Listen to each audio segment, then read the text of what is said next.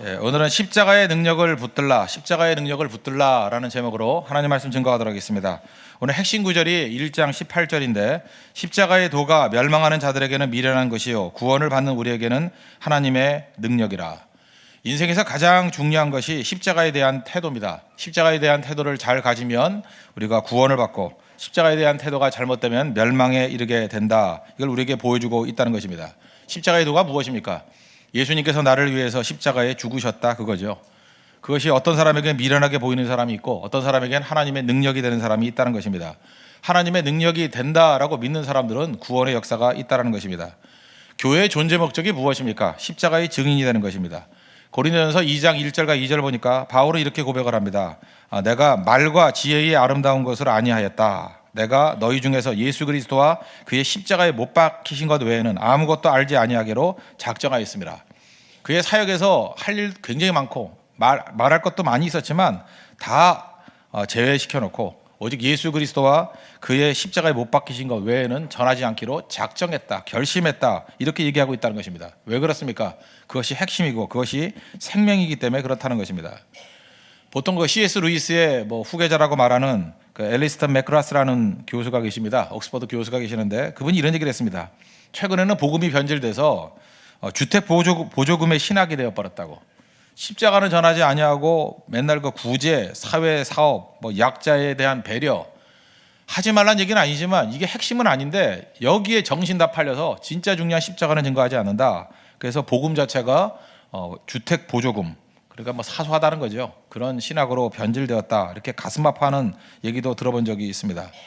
세상이 요구하는 것과 하나님이 요구하는 게 틀립니다. 하나님의 요구는 십자가를 증거하라는 것이고 세상의 요구는 그거 말고 딴 거 붙들라는 거예요. 세상의 요구를 요약하면 성경을 보니까 두 가지입니다. 헬라인은 지혜를 구하고 유대인은 표적을 구한다고. 그러니까 두 가지입니다. 그러니까 요약하면 헬라인이라 그러면 이성을 갖고 있는 사람들이거든요. 그래서 지혜를 구한다는 것은 이성과 합리주의를 얘기하고 있습니다. 오늘 22절 보십시오. 유대인은 표적을 구하고 헬라인은 지혜를 찾으나 우리는 십자가에 못 박힌 그리스도를 전하니 유대인에게는 거리끼는 것이요 이방인에게는 미련한 것이로되. 그러니까 십자가 증거와 반대되는 현상들이 쭉 나타난다는 것입니다. 헬라인이 지혜를 구한다.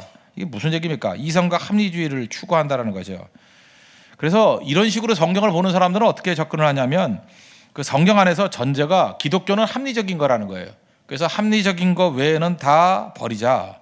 그래서 성경과 합리성 두 가지를 놓고 볼 때 만약에 성경 안에 합리적인 것이 없다 그러면 다 버려버리는 거예요. 그러니까 합리성이 더 위에 있습니다. 성경 위에 있습니다. 이런 식으로 바라보는 것, 이게 헬라인의 지혜로 접근하는 방법과 똑같다는 것입니다. 그렇지만 우리 이것은 인간의 인식이라는 게 문제가 있죠. 한번 생각해 보십시오. 19세기 때 진리였던 게 20세기 때 진리였던 아닌 경우가 더 많이 있잖아요. 시간이 가면 따라서 그 철석같이 믿었던 것이 틀렸다라는 게 많이 있지 않습니까? 그 인식의 한계이기 때문에 그래요. 근데 그거를 그 당시에는 진리라고 믿잖아요. 그 다음에 또 우리가 그 인식의 한계 중에 하나가 뭐냐면 달나라도 마찬가지야. 달에 대해서 그냥 육안으로 봤을 때는 토끼가 방아 찍고 있다면서요.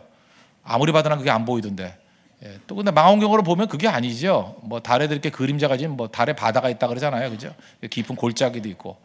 그러니까 망원경으로 보는 것과 육안으로 보는 거에 똑같을 수는 없잖아요. 또 우주선 보내가지고 실제로 그 탐사를 하는 것과 다 다르지 않습니까? 그런데 우리는 육안으로 바라보는 것을 가지고 내가 봤다라는 거예요. 내 판단이 맞다라는 거예요. 그래서 달에는 토끼가 있고 방아를 찍고 있다, 이러고 있다라는 것입니다. 그게 진리일 수 있냐는 거예요. 시간이 가고 또 발달함에 따라서 내용들이 달라진다는 거죠. 인식에 한계가 있다는 것입니다. 우리는 모순은 존재하지 않는다고 생각하지만 현실이지만 모순같이 되는 것들이 또 굉장히 많이 있죠. 현대 물리학에서 보면 대표적인 거 빛이 있지 않습니까? 빛, 이렇게 빛이 나오잖아요. 빛의 이중성. 그러니까 이걸 빛을 파장으로 본다 그러면 파장으로 보고 실험하면 파장이 맞아요. 근데 또 입자, 이렇게 알갱이 입자라고 보고 또 실험해보면 입자도 맞아요. 그러면 입자이자 파장이라는 게 말이 됩니까? 논리학에서 말이 안 되죠. 어떻게 입자면 입자고 파장이면 파장이지 입자면서 파장인 게 말이 되느냐? 근데 현실이에요. 빛은 입자이자 파장이에요. 모순같이 보이지만 현실이라는 것입니다. 상호 배타적인 게 아니라는 거예요. 그러니까 우리가 다 이해하지 못한다는 거죠. 그래서 이런 헬라적인 사고방식을 갖고 있는 사람들, 저는 이걸 일종의 우리 기독교를 바라볼 때 이거 일종의 이성주의적 꼴통들인데 이런 사람들이 이해 못하는 건 뭐냐면 하나님의 공의와 하나님의 사랑이 동시에 간다. 이거 죽어도 이해 못해요. 하나님의 절대 주권과 인간의 책임이 같이 흘러간다. 이거 절대 이해 못한다고요. 이게 반대라고 생각한다는 것입니다. 그렇지 않아요. 두 가지 강줄기가 성경에 같이 흘러가고 있습니다. 모순이 아닙니다. 그것이 전체를 설명하는 일종의 길이기 때문에 그렇다는 거예요. 그래서 헬라인 같은 이런 태도를 갖고 있는 사람들은 자기 머리에서 이해 안 되는 건 다 틀렸다는 거예요. 지금도 약간의 지식을 갖고 있는 사람들 가운데 그렇습니다. 십자가 안 믿어요. 안 믿는 게 뭐냐? 내가 납득하는 것만 믿겠다는 거예요. 납득 못하면 못 믿겠다. 그럼 자기를 믿죠. 자기 머리를 믿는 거죠. 이런 모순적인 거, 인식의 한계, 이거 다 벗어날 수 없다는 것입니다. 또 반대적인 측면들이 있는데 이건 좀 믿음 갖고 있다는 사람들이 유대인들은 표적을 구한다. 22절 보십시오. 유대인은 표적을 구하고, 여기 표적이라고 되어 있는 게 영어 성경 보니까 miraculous sign, 그러니까 기적을 바란다는 거예요. 기적. 우리 특별히 예수님을 해방자, 승리자로 믿는 사람들 많습니다. 우리 가운데도 그런 사람들 많죠. 예수 믿으면 다 잘 돼. 예수 믿으면 승리를 주는 거야. 그렇게 보면 십자가는 어리석은 거 아닙니까? 예수님이 왜 십자가를 지셔야 돼? 왕이 되셔야지. 정복을 하셔야지. 그래서 십자가의 피 흘림이 이 사람들에겐 거리낌이 된답니다. 스캔들. 거리낌이 된다는 거예요. 실제로 우리 주변에도 이런 사람 많이 있습니다. 하나님 믿으면 승승장구해야지 왜 승리를 주시지 않느냐. 멀리도 말고 제가 이거 생각하니까 제 조카가 생각이 납니다. 조카가 지금은 이제 고3, 고2인데 고3 올라가는 조카가 하나 있거든요. 근데 공부 잘합니다. 얘. 공부 잘하고 또 똑똑합니다. 근데 중학교 1학년 때 일로 기억나요. 얘가 그 반포에 있는 어떤 중학교에서 그 반장 선거에 나갔는가 봐요. 반장 선거에 나가서 자기는 철석까지 반장이 된다고 믿었는가 봐요. 그런데 떨어졌습니다. 화가 치밀어 올라가지고, 그죠? 내가 그렇게 기도했는데 하나님 나를 떨어뜨렸다고. 그리고 불교 신자인 애가 반장이 됐답니다. 그래서 막 씩씩거리면서 불교로 개종한다느니 내가 그냥 말리느라고 힘들었습니다. 그죠? 막 그런 마음이 있더라는 거예요. 그러니까 어떻게 생각하느냐 하면 예수 믿는 사람이 어떻게 불교 신자한테 질 수 있느냐? 이건 뭐 하나님에 대한 패배다. 뭐 이렇게, 물론 어린 아이지만 이제 그렇게 생각하는 것들이 우리 가운데 다 있다라는 것입니다. 그래서 하나님에 대해서 회의감을 느낄 때가 얼마나 많습니까? 하나님 잘 믿는데 왜 병이 나죠? 하나님 잘 믿는데 왜 실패하죠? 이렇게 생각할 때가 있다라는 것입니다. 그래서 우리 예수를 잘 믿으면, 그죠? 뭐든지 다 잘 된다고 생각해요. 하나님께서 우리에게 승승장구를 주시면 얼마나 전도가 잘 될까? 그런 생각 안 합니까? 홍대세계에서 예배만 드리면, 그죠? 예배만 잘 드리면 첫 달만 지나면 월급이 2배로 오르고, 그죠? 그 다음에 예수만 잘 믿으면 교회 이제 휠체어 타고 왔던 사람들이 다 뛰어 나가고, 예수만 잘 믿으면 하여튼 반에서 10등짜리들만 오면 홍대세계 1년이야 뭐 한 달만 다니면 1등이 돼버리고, 예수 잘 믿으면 뭐 결혼 안 한 사람들 한 달 안에 다 결혼하고, 뭐 상상만 해도 막 인산인해겠죠, 그죠? 근데 이게 표적을 구하는 유대인들의 방식이었다는 것입니다. 실제로 이렇게까지 극단은 안 가지만 예수 잘 믿는 성도 가운데도 이렇게 얘기하는 걸 들어봤어요. 내가 예수 믿는 거 우리 친척들 다 아는데요. 근데 어쩌란 말입니까? 그랬더니 제가 일이 잘 안 풀리는데, 그런데 그 다음에 걱정하는 거예요. 혹시 하나님의 영광을 가리우는 것이 될까 두렵습니다. 그 심정 이해해요. 그러니까 하나님에 대한 사랑도 있고, 그 하나님의 영광이 가리우는 것에 대한 두려움도 있고. 근데 이 사람이 생각하는 그 뿌리는 무엇에 있습니까? 예수 믿으면 항상 승리한다. 그래서 자기가 실패하고 일이 잘 안 풀리는 모습들을 친척들에게 보여주고 싶지 않다라고 하는 그 이기심보다도 어떻게 보면 하나님을 사랑하는 마음도 있죠, 이 속에. 근데 그 배경 속에 있는 게 무엇입니까? 유대인들은 표적을 구하고, 다 이런 모습들이 있다는 것입니다. 그래서 우리가 십자가에 대해서 무엇인지를 명확히 아는 것이 필요하다고 생각합니다. 십자가는 하나님의 능력인데, 십자가가 어떻게 능력으로 드러나느냐? 오늘 3가지로 정리하겠습니다. 첫째, 예수 그리스도의 십자가를 향해서 나아가면 어떤 현상이 벌어지느냐? 나를 보게 만든다는 것입니다. 내가 보여요. 세상은 다 알면서도, 세상에 있는 모든 것을 다 본다고 하면서도 정작 자기 자신을 모르고 자기 자신을 못 보는 사람들이 많이 있습니다. 그러니까 자기 자신을 보게 된다는 거예요. 참 묘하죠. 예수님 하고 이름 부르지 않습니까? 예수님 하고 나아가고, 우리 어려울 때마다 제가 하는 일이 있습니다. 주의 이름을 부르는 자는 구원을 받는다 그러잖아요. 그래서 여러분도 한번 해보세요. 너무 힘들면 기도도 하지 말고 그냥 예수님, 예수님 이렇게 부르면 예수님께서 능력을 주시는 것 같아요. 그리고 십자가가 이렇게 눈앞에 확 다가와요. 예수님, 험한 십자가 붙듭니다.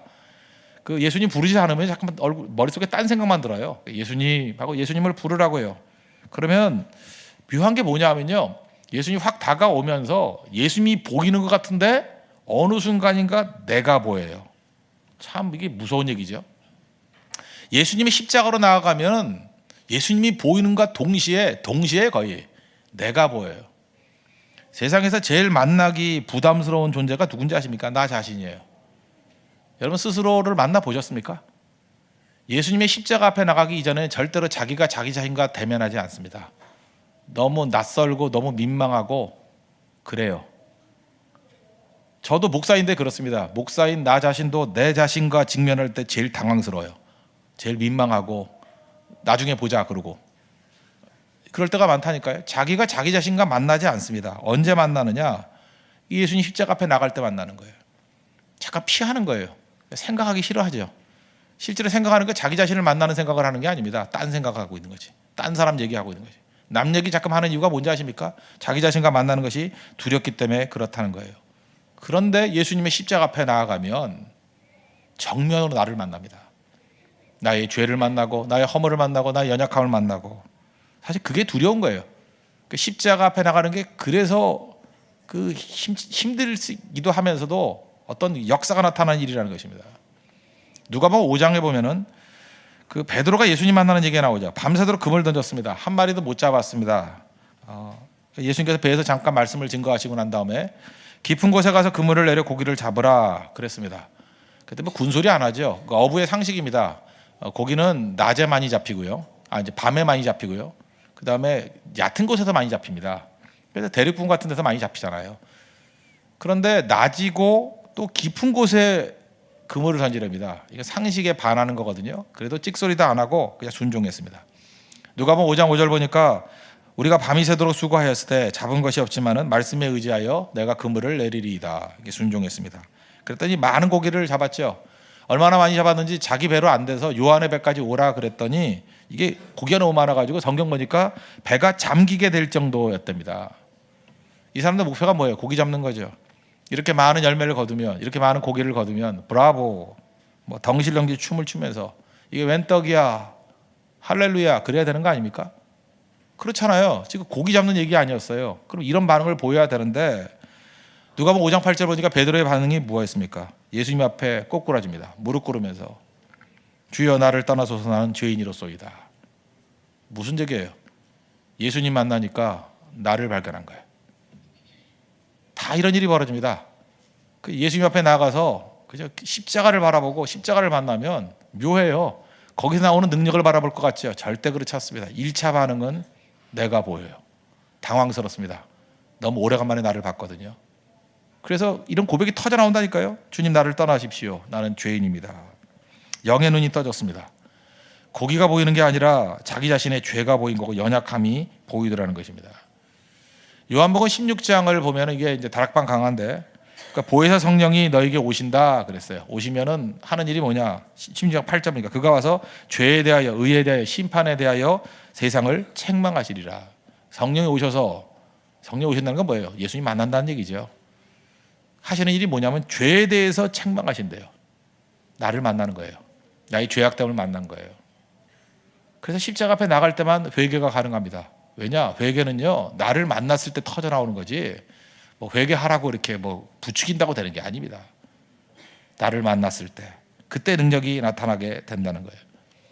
누가 예수님이 제일 깊이 깨닫는 사람이냐? 여러분 주변에 누가 제일 악질이라고 생각하십니까? 지금도 떠오르는 사람 있죠. 회사에 누구누구 뭐 교회에 누구누구 그런 사람도 있을지도 모르겠네. 그죠? 뭐 누구누구. 근데 사실은 십자가 안에서 자기 자신을 만난 사람은 자기가 보이는 거죠. 그래서 나 같은 죄인 살리신 주 은혜 놀라와 Amazing Grace 이런 게 나오게 돼 있다는 것입니다. 한 가지 예를 더 든다 그러면 누가 요한복음 8장에 현장에서 간음하다 잡힌 여인이지 않습니까? 사람들이 돌로 쳐 죽일 기세입니다. 율법에도 죽이라 그랬습니다. 얼마나 뭐 편합니까? 법에도 있으니까 쳐 죽이라. 그때 예수님께서 하신 말씀이 뭐죠? 너희 중에 죄 없는 자가 먼저 돌로 치라. 그랬더니 분노에 사로잡혔던 군중들 하나씩 슬그머니 돌을 내려놓고 물러서기 시작했습니다. 다 따라가 버렸죠. 요한복음 8장 9절 보니까 이 말씀을 듣고 양심의 가책을 느껴서 어른으로 시작해서 젊은이까지 다 따라갔다 그럽니다. 그리고 마지막에 여자 남았습니다. 오직 예수와 그 가운데 있는 여자만 남았더라. 참 의미 있는 얘기예요. 예수님이 남았어요. 예수님의 십자가를 본 거죠. 또 누가 남았어요? 여자가 남았어요.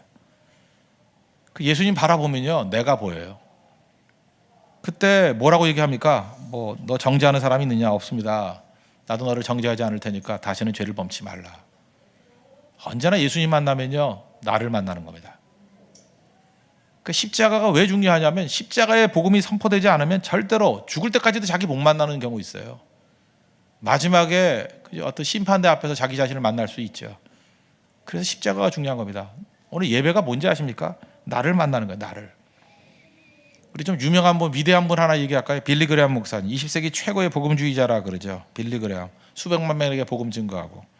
이분 젊었을 때 그 에피소드 얘기 하나 해드릴까요? 대학생 때 되게 잘생겼대요. 멋있대요. 그래서 뭐 인기도 좋았는데 대학생 때니까 뭐 총각 때니까 좋아하는 여학생이 생겼답니다. 프로포즈를 했답니다. 됐을까요? 안 됐을까요? 안 됐으니까 얘기하죠. 딱지 맞았답니다. 빌리 그레함도 딱지 맞았대요. 그래서 여러분들 여자에게 딱지 맞은 남자들 너무 괴로워하지 마십시오. 빌리 그레함도 딱지 맞았습니다. 원래 딱지 맞아 영성이 풍성해지는 것 같습니다. 왜요? 아픔도 있고 고통이 뭔지를 알기 때문에. 근데 그 여학생이 딱지를 놓으면서 그냥 너 싫어 그러면 될 건데 또 친절하게 설명까지 해주더래요. 왜 딱지를 놨는지. 참 이런 친절한 여자 다 있어요. 예, 빌리 그러면서 나는 너의 인격이나 성품이나 태도 다 좋아. 그런데 너는 능력이 없는 것 같아. 나는 성공할 수 있는 능력 있는 남자에게 시집가고 싶어. 그러고 딱지를 놨다는 거예요. 상처가 있겠죠. 그렇지만 빌리 그레함은 영성이 투철한 사람이기 때문에 뭐 별거 아니다 그러고 잊어버렸다는 거예요. 이후에 승승장구했습니다. 그래서 뭐 목사로서 부흥도 일으키고 사람들이 많이 모이고 30대 초반에 타임지 표지 인물이 됐대요. 뭐 그 정도면 굉장히 잘 나가는 인생이었겠죠. 그리고 또 빌리 그레함 크루세이더 만들어가지고 뭐 전 세계를 다니면서 복음 증거하지 않았습니까? 그러다가 칼집이 된 거예요. 본인뿐만 아니라 스태프들도. 그래서 번아웃이 돼가지고 수련회를 갔답니다. 리트릿이라 그러는데 수련회 가가지고 일주일 동안 이제 기도하고 이제 쉬는 거예요. 자기 점검을 하는 거죠. 빌리 그레함이 하나님 앞에 나아가서 이제 십자가 앞에 나간 거죠. 주님, 내 문제가 뭡니까? 내 문제가 뭡니까? 사람이요 너무 열심히 일하다 보면 뭐 복음 증거하는 것도 마찬가지입니다. 자기 자신을 만나지 못할 때가 있으면 잃어버릴 때가 있어요. 십자가 앞에 나갔다는 거예요. 나갔더니 처음으로 자기가 보이더라는 거예요. 갑자기 귀에서 뭐가 들리냐면 너는 다 좋은데 능력이 없는 것 같아. 그게 들리더라는 거예요.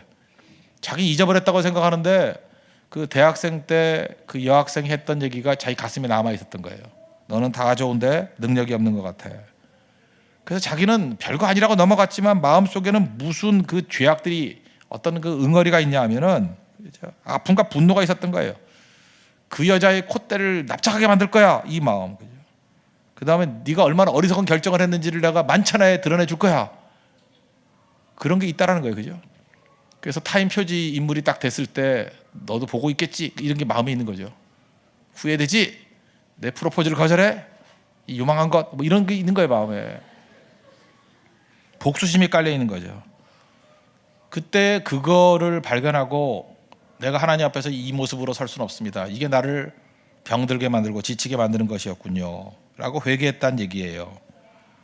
상당히 의미가 있지 않습니까? 우리 많은 순간에 내가 뭐가 문제인지를 몰라요. 왜냐 나를 만난 적이 없기 때문에. 십자가 앞에 나가야 됩니다. 십자가 앞에 나가면 내 자신을 보고 나 자신을 발견할 수 있다라는 거예요. 그때 비로소 깨지는 그런 능력이 나타나게 된다는 것입니다. 우리 다 자기 자신 만나는 게 부담스럽습니다. 그래서 사실 십자가를 회피하는지도 몰라요. 그 예수 그리스도의 험한 십자가 앞에 나가면 예수님이 보입니다. 예수님이 피 흘리심이 보여요. 근데 그 피를 왜 흘리셨죠? 나를 위해서 흘린 거거든요. 나의 죄 때문에. 나를 만난다니까요. 나를 만나는 게 괴롭습니다. 내 죄를 만나야 되고 내 허물을 만나야 되고 내 약함을 만나야 되고 내 분노를 만나야 되고 나도 생각하고 싶지 않은 것들을 만나는 거예요. 그게 십자가입니다. 오늘도 예수 그리스도의 십자가 앞에서 자기 자신을 발견하고 모든 허물과 죄악들을 우리 맑게 씻김을 받는 우리 하나님의 거룩한 백성들 되길 바랍니다. 그게 십자가의 능력입니다.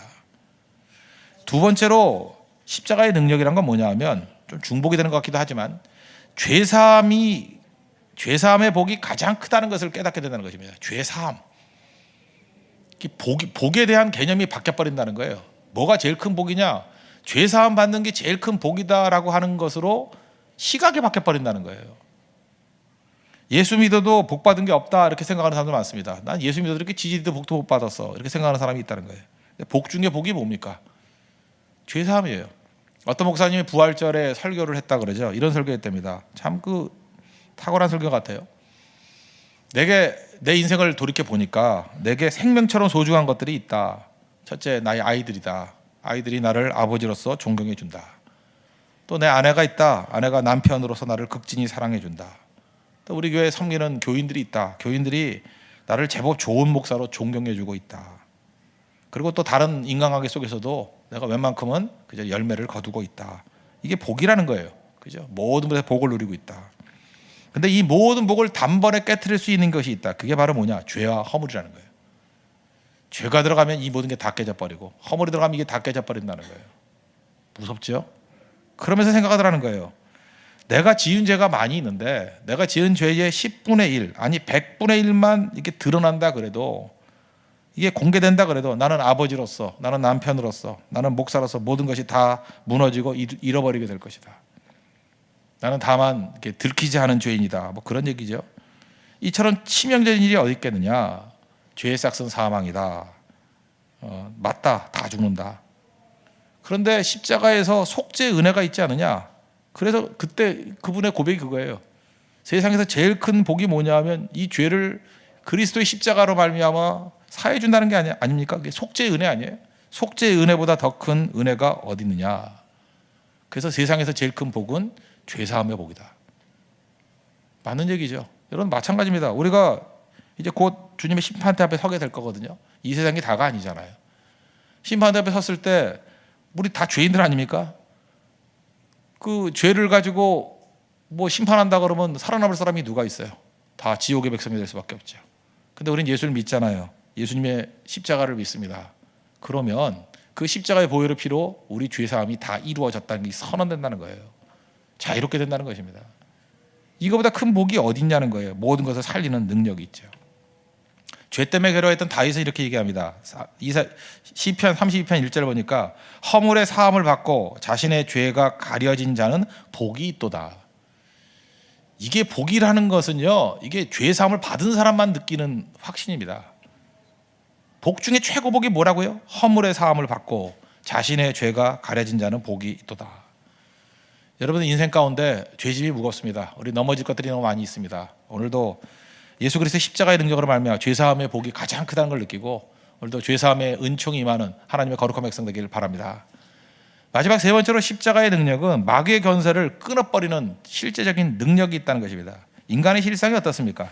죄로 인해서 죽게 되었습니다. 죄의 권세에 끌려다니는 인생이 되었다는 것입니다. 로마서 6장 16절 보니까 죄의 종으로 사망에 이르는 존재다 이렇게 얘기를 합니다. 뱀이 있죠. 뱀이 우리를 꽉 물어버립니다. 뱀이 사람을 물면은 사람의 몸속에 독사의 독이 들어옵니다.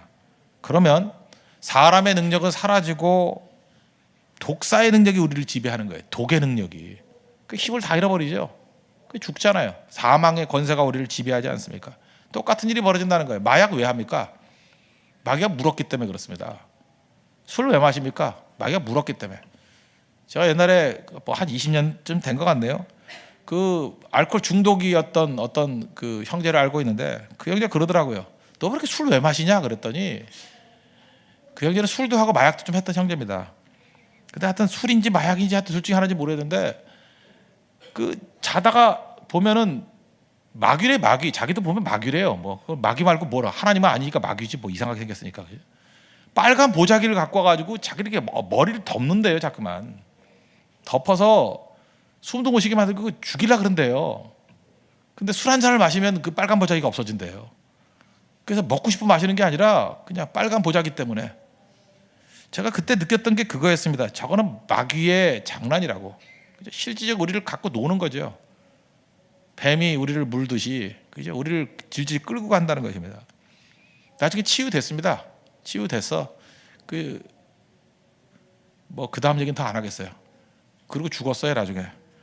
치유는 됐는데 제가 그래서 그런 얘기했잖아요. 알코올 중독에서 100% 나온 사람은 없다고. 치유는 되고 믿고 그랬는데 결국은 못 견디다가 죽었어요. 가슴 아픈 얘기인데 하여튼 마귀의 권세가 분명히 있다는 것입니다. 그죠? 그걸 깨버리는 능력이 십자가의 능력이라는 거예요. 여러분, 어떤 사람, 멀쩡한 사람, 어떤 아주머니 그냥 백화점 가서 카드 빚으로 한 달에 수천만씩 써요. 돌아오고 난 다음에 제정신이 아닌 거 알아요. 다시 또 반품하고. 근데 그 왜 그러는지 아십니까? 자기도 왜 그런지 모른대요. 뭐에 씌었대요. 그 마귀의 힘이에요, 마귀의 힘. 그 영을 잠깐 약하게 만들고요. 자꾸 마음이 약해지는 거예요. 그 마귀의 힘이라고요. 자포자기하게 만드는 거, 그 마귀의 힘이에요. 근데 예수님의 십자가 의지하면 이길 수 있는 힘을 주십니다. 여러분 믿습니까? 그 십자가의 능력을 믿어야 돼요. 마귀의 능력을 멸할 수 있는 십자가의 능력. 말씀을 증거하면 믿음이 생기고 그 믿음은 그 모든 것을 이길 수 있는 힘을 준다는 것입니다. 이거는 인간의 힘으로 설명할 길이 없는 거예요. 하나님이 주시는 능력이죠. 그래서 성경은 우리 복음이 증거될 때 예수님의 십자가를 믿으세요. 이게 전도잖아요. 전도에 미련한 것 그랬잖아요.